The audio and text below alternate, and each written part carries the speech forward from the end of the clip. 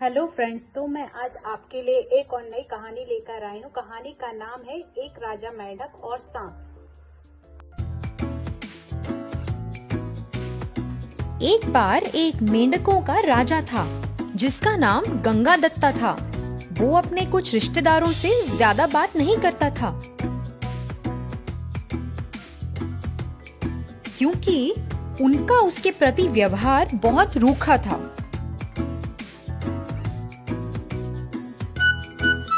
एक दिन वो अपनी पत्नी के पास गया और बोला, उनकी हिम्मत कैसे हुई मुझसे ऐसे बात करने की?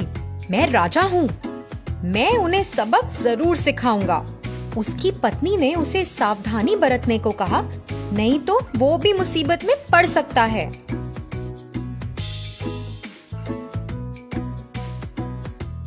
गंगादत्ता ने इस बात पर गौर नहीं किया और अपने कुएं से उछलकर बाहर आया और अपने पानी के चरखे पर बैठ गया।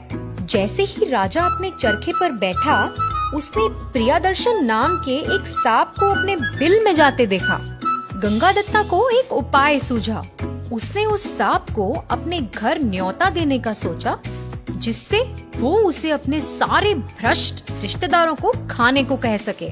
अरे प्रियदर्शन, जरा बाहर आओ तो। वो अपने बिल में था और उसे आवाज आई, पर उसे पता नहीं था कि कौन है। वो उसका दोस्त तो नहीं हो सकता था क्योंकि दोस्त तो उसके थे ही नहीं।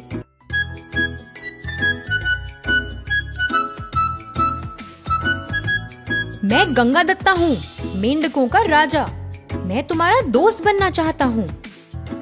प्रियदर्शन एकदम हैरान था, मगर उसे जानने की उत्सुकता भी थी, इसलिए वो बाहर आ गया। ये नामुमकिन है, हम दोस्त कैसे बन सकते हैं जब हम दुश्मन हैं? मेंढक बोला, हाँ, मैं जानता हूँ कि हम पैदाइशी दुश्मन हैं, पर मुझे तुम्हारी मदद चाहिए। मैं चाहता हूँ कि तुम मेरे सारे दुश्मनों को खा जाओ। सांप बोला, कौन है तुम्हारे दुश्मन? फिर मेंढक ने कहा, मेरे अपने रिश्तेदार। हम सब एक ही कुएं में रहते हैं। वो मेरी इज्जत नहीं करते, इसलिए मेरे दुश्मन बन गए हैं। सांप ने बोला, ओ अच्छा, तुम कुएं में रहते हो, मैं अंदर कैसे आऊंगा?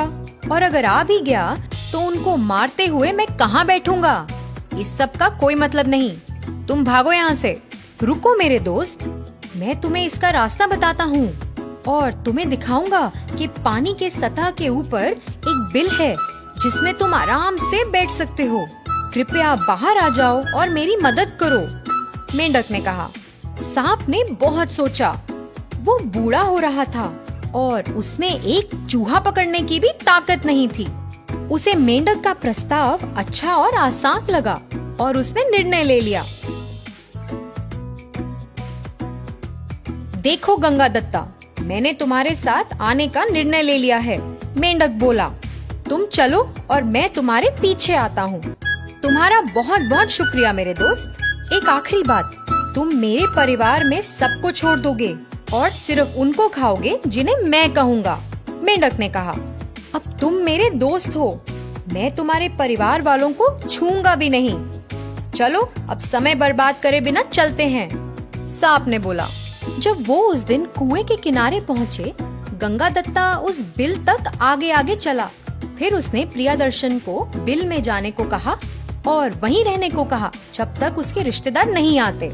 कुछ देर बाद गंगादत्ता के रिश्तेदार उस कुएं के पास उछल कूद कर रहे थे। तभी गंगादत्ता बोला, वो रहे, वो हैं जो मुझे बहुत तंग करते हैं, जाओ पकड़ो उन्हें। एक एक करके उस सांप ने जल्द ही गंगादत्ता के दुश्मनों को खत्म कर दिया।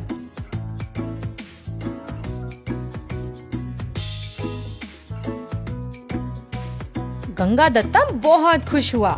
फिर उस सांप ने चालाकी से सोचा, जब गंगादत्ता यहाँ नहीं होगा, मैं यहाँ के एक दो और मेंढक खा लूंगा। मैंने तुम्हारे सारे दुश्मनों को खा लिया है।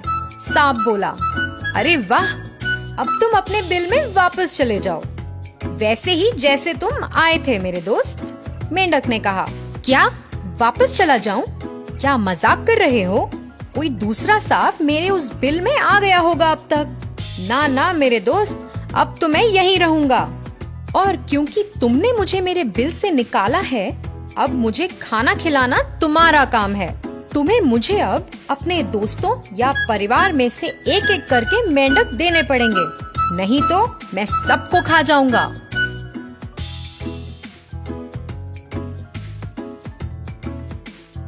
अरे मैं तो कितना मूर्ख हूँ, मैं उसे यहाँ लेकर क्यों आया?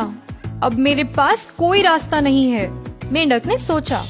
हर एक दिन एक मेंढक की भेंट दी, पर वो सांप वहाँ रुका नहीं। जब राजा वहाँ नहीं होता, वो बाकी कुछ मेंढक भी खा जाता।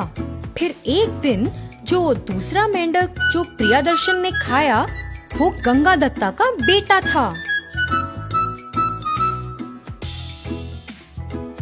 और गंगादत्ता ने उसे रंगे हाथ पकड़ लिया। अरे नहीं, वो नहीं मेरे दोस्त, वो मेरा बेटा है। पर बहुत देरी हो गई थी और गंगादत्ता का रोना भी उसे वापस ना ला पाया। राजा की बीवी बोली, अब रोने से क्या फायदा? अब कौन तुम्हारी मदद करेगा? तुम ही अपने सब रिश्तेदारों को भस्म करना चाहते थे। अब तुम या तो यहाँ से भागो, नहीं तो उस प्रियदर्शन को मारने का उपाय सोचो। कुछ दिन ऐसे ही बीत गए, पर गंगादत्ता के पास कोई उपाय नहीं था और उस कुएं के सारे मेंढक खाए गए थे, सब सिवाय उसके। मेरे प्यारे गंगादत्ता, मुझे भूख लगी है, मेरे लिए कुछ खाना तो लाओ, ये तुम्हारा काम है, सांप ने कहा। फिर गंगादत्ता ने सोचा, यही समय है जब मैं भाग सकता हूँ। मेरे दोस्त, जब तक मैं जिंदा हूँ तुम भूखे नहीं रहोगे, मुझे यहाँ से जाने दो और दूसरे सारे कुएं से मैं तुम्हें मेंढक ला के दूंगा। मैंने तुम्हें हमेशा अपने भाई समान रखा है, पर अगर तुम ऐसा कर दोगे फिर आज से मैं तुम्हें अपने पिता समान समझूंगा, सांप ने कहा। समय व्यस्त करे बिना मेंढक वहाँ से चला गया। अब मैं अपने लिए कोई दूसरा कुआं ढूंढता हूँ। इसी बीच सांप उस बिल में ही इंतजार कर रहा था। मुझे उसे कभी जाने नहीं देना चाहिए था। अब मैं हार गया हूँ। बहुत दिन बाद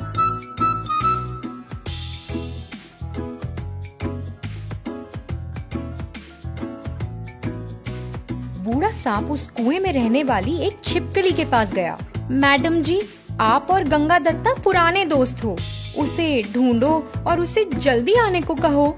ठीक है, अगर वो दूसरे मेंढक ना ला पाए, मैं उसे हानि नहीं पहुंचाऊंगा और मैं उसके बिना नहीं रह सकता, सांप ने छिपकली को कहा।